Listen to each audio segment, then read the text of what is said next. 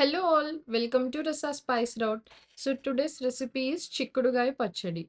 So ముందుగా ఒక KG ముదిరిన చిక్కుళ్ళను తీసుకొని మంచిగా వాష్ చేసి ఆరబెట్టుకోవాలి.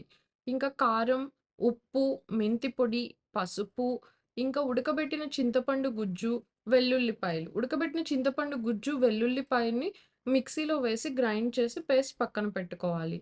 ఇంకా చిక్కుడుగాయల్ని ఈనెలు తీసి ఆయిల్‌లో మీడియం బ్రౌన్ కలర్ వచ్చేంత వరకు ఫ్రై చేసి పక్కన పెట్టుకోవాలి. అవి కొంచెం ఆరిన తరువాత ముందుగా గ్రైండ్ చేసి పెట్టుకున్న చింతపండు, వెల్లుల్లి పేస్టు, 1 టీ స్పూన్ ఆఫ్ పసుపు, హాఫ్ టీ స్పూన్ ఆఫ్ మెంతి పొడి, ఇంకా 250 grams of red chilli powder, ఇంకా హాఫ్ గ్లాస్ ఆఫ్ అంటే 125 గ్రామ్స్ ఆఫ్ సాల్ట్ వేసి మంచిగా మిక్స్ చేయాలి.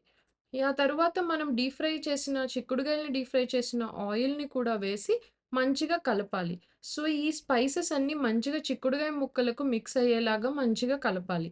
వన్స్ కలిపిన తరువాత దీన్ని మనం పక్కన పెట్టాలనమాట. ఒక 2 డేస్ పక్కన పెడితే మంచిగా ఊరి, ఆ చిక్కుడుగాయ ముక్కలకి మంచిగా ఉప్పు, కారం అన్నీ పడతాయి.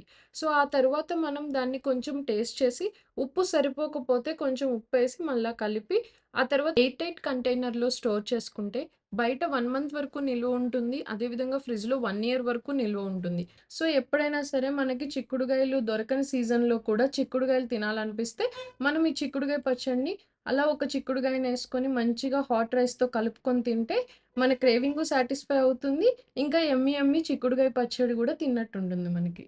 Thanks for watching our YouTube channel. Please do like, share and subscribe to our channel.